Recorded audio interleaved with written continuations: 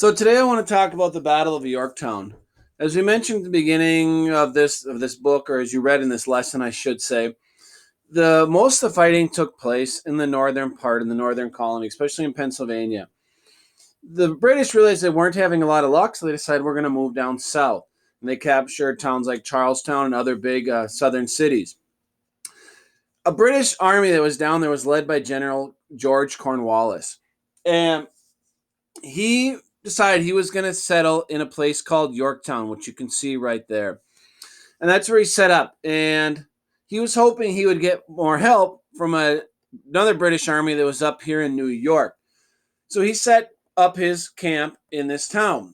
Well, a spy that you read about named James Armistead let a French general by the name of Lafayette, Marquis de Lafayette, know about Cornwallis's plans to stop in Yorktown. So Lafayette notified the French Navy, which had arrived, and right out here on the shore of in the Atlantic Ocean by Yorktown, also they're right by the York River. That's why it's called Yorktown. There was a naval battle between the French Navy and the British Navy. This was very important to the Americans because up to this point, they never had any navy of any kind. So when the French Navy arrived to help, that was a big deal.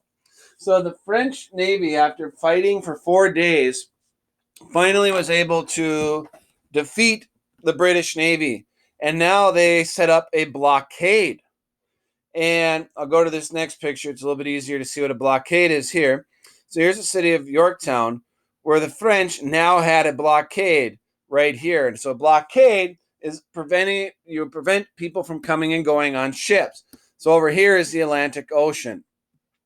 So after the French Navy set up a blockade, Washington left down here, and he was joined with another French general, Rochambeau, and they arrived to set up a siege of Yorktown. So this is like one of my earlier videos. I talked about a siege is where you completely surround a place where nothing gets in or out. And that's what the Americans were able to do at Yorktown. So here you can see the British were at Yorktown. The French and the Americans had them completely surrounded on both land and water. So they put them under siege. And they constantly bombarded them with cannon fire. So a lot of cannons being fired into this town. But getting ahead of myself, I want to show you some pictures of when I visited Yorktown many, many summers ago. And this just shows you a cannon that would have been involved in Yorktown. And this just again shows the map of the siege. The British were trapped at Yorktown. The Americans set up a camp behind their lines. So they had rows of cannons. They set up their camps behind that, and they would have had tents, like tent camp like this one. And this you would think it looks like a place where they would cook their food. Nope, this is where they would do laundry. Just another type of shelter. And then I'm going to pause it for 1 second, waiting for the phone. You know what? We'll just keep going. Ignore that the phone's ringing. So this is a place where soldiers could come to hang out, to play games, things like that. And if you need a place to get your laundry done, that's where you go. That other kettle that I showed you is hanging down from the fire. And this is how much it would cost to get your laundry done, with soap being an added benefit. Here, as I showed you in Valley Forge pictures, different way that they can cook their food, because the dirt does a good job of kind of keeping things nice and hot. So they just cook inside the ground like that. Get a nice little fire going under their kettles. Some bread in that one, and then in the big keg in the background, salt. They'd store everything in salt because they didn't have refrigeration back then. So the meat would be stored in salt, and it kind of dries it out, makes it last longer. Inside what one of the tents would have looked like. Just another tent. This would have been an officer's tent. You can tell by the uniform, a Continental officer.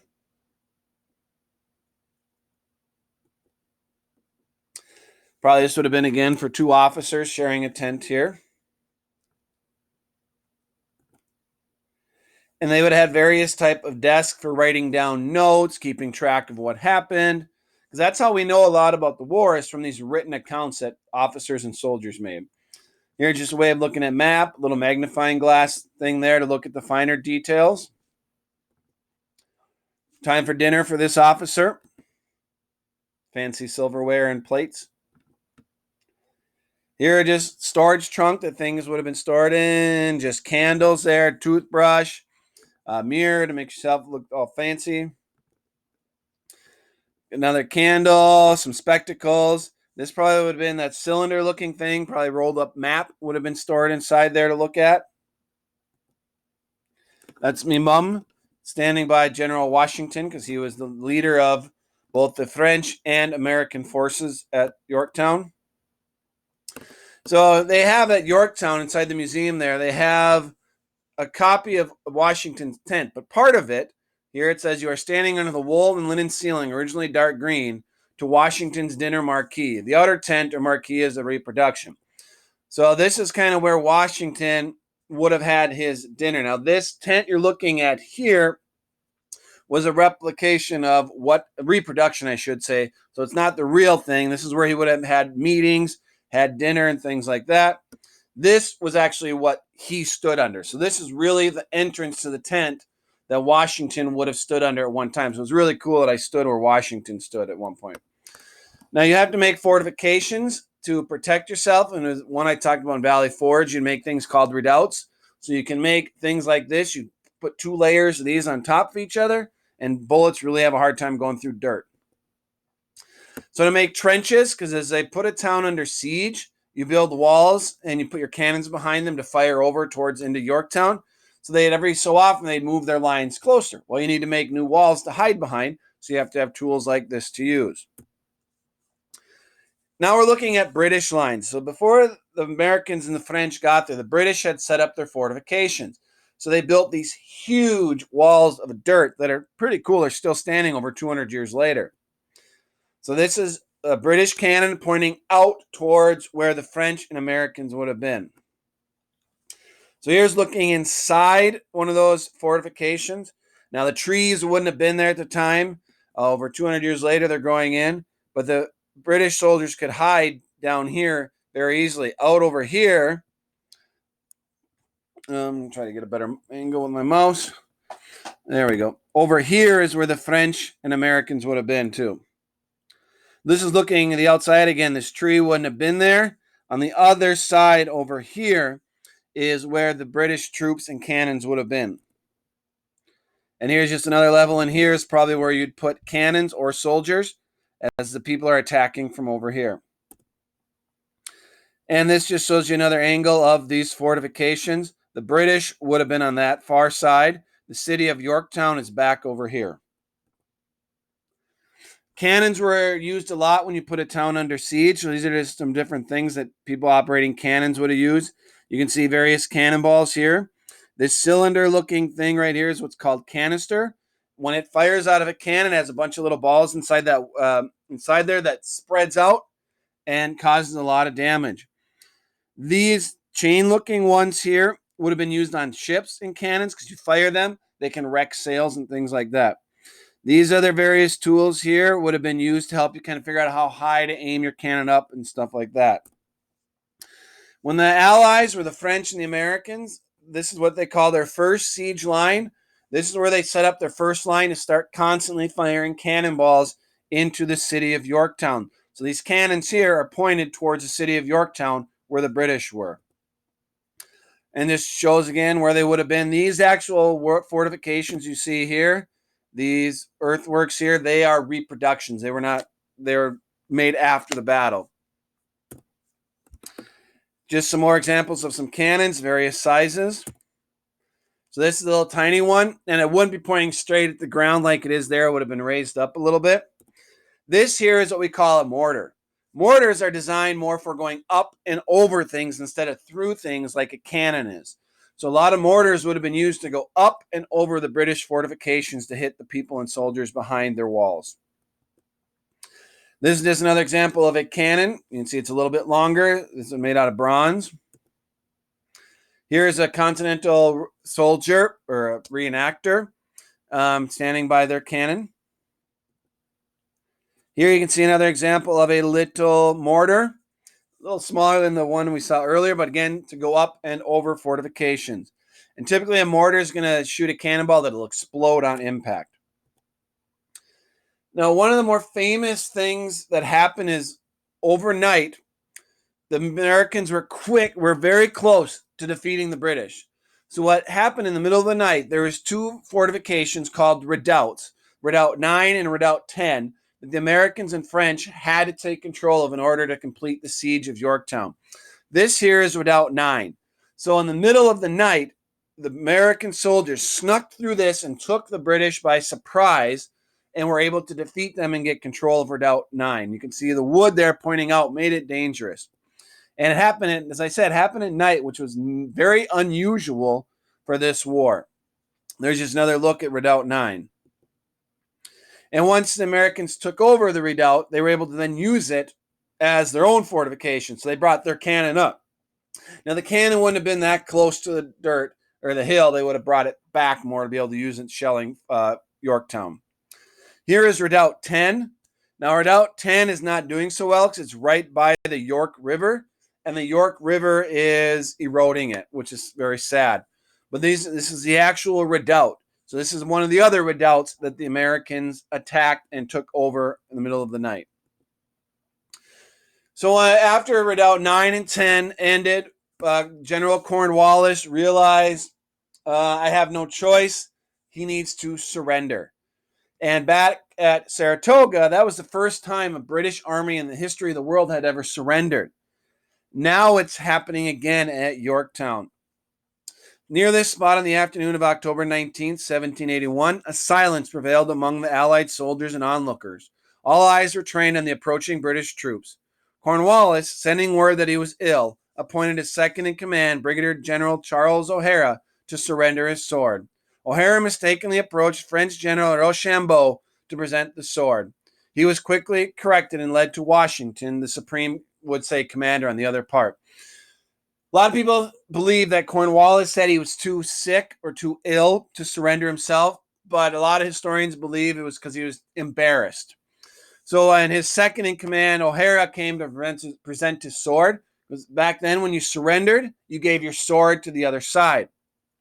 Well, Washington, being the gentleman that he was, said, I will not accept your surrender. Since you're second in command, I will have my second in command accept it.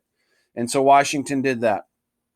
And here it says, ground your flintlock or firelocks. That's referring to their weapons, laying down your weapons. And this is where it happened. This is where the British soldiers laid down their muskets in a sign of surrender. The next video that you have, part 2 on Yorktown, we'll talk about that. Just more pictures of where that happened when the British surrendered. Just another scene of the field where that happened. Now, when the British surrendered, they not only have to give up their muskets, they also had to give up their cannons. These mountain trophies engraved the inscription, surrendered by the capitulation of Yorktown, basically when the British surrendered, represents a fraction of the spoils of war captured by the Allied forces. Displayed here are British brass guns, howitzers, and mortars. Washington's official report to the Continental Congress in Philadelphia accounted for 244 artillery pieces in all, as well as thousands of military supplies and other implements of war. So they captured about 244 cannons and mortars. And these are just some pictures of actual cannons captured by the Americans when the British surrendered at Yorktown. And here is a 3-pounder that was also captured by the Americans. And it says, note the engraving on the cannon tube that identifies it as surrendered at Yorktown. Several cannon were inscribed in this manner as war trophies. Additional surrendered cannons are on display at Surrender Field, which is what we saw. So this is a cannon that was actually another cannon that was captured by the British, captured by the Americans from the British. Now that description right there, you can't really see it. That engraving does say captured at Yorktown. It says, now this is just not much to do with the battle, but in days past, when streams were shallow, travelers forded them, which means they took their wagons across. Here you can do the same. Washington and his men did when they went to and from his headquarters. So this little river body of water, it's hard to see, but it's right in here, crosses the road to go up to Washington, where Washington had his headquarters at Yorktown. There's really nothing there now. It's just an empty woods. Here is a French cemetery. This simple cross is thought to mark the burial place of about 50 unidentified French soldiers killed during the siege of Yorktown. So this is where some French soldiers were buried. Now, the French, without them, the Americans probably would not have won the war, especially would not have won the Battle of Yorktown because of the French Navy. After the British lost the Battle of Yorktown, they realized we have no chance left to win the war. People back home were getting sick of paying the cost of the war. So the British finally said, time to surrender. And it ended when the Treaty of Paris, 1783, was signed, ending the war. And that would happen 2 years after the Battle of Saratoga. Now, the reason it took 2 years after the Battle of Yorktown to sign the Treaty of Paris is because there was a dispute or a disagreement over land. And Benjamin Franklin wanted the United States to go from the Atlantic Ocean to the Mississippi River, while the British wanted still control of the Appalachian Mountains. So Benjamin Franklin kept saying no, no, no. And finally, after 2 years, the British gave in and said, okay, the United States will now go from the Atlantic Ocean to the Mississippi River. That is why it took 2 years after the Battle of Yorktown for the war to finally end when the Treaty of Paris, 1783, was signed. Thank you for listening. Just remember, Yorktown, final major battle of the Revolutionary War. Thanks for listening. Take care. Bye.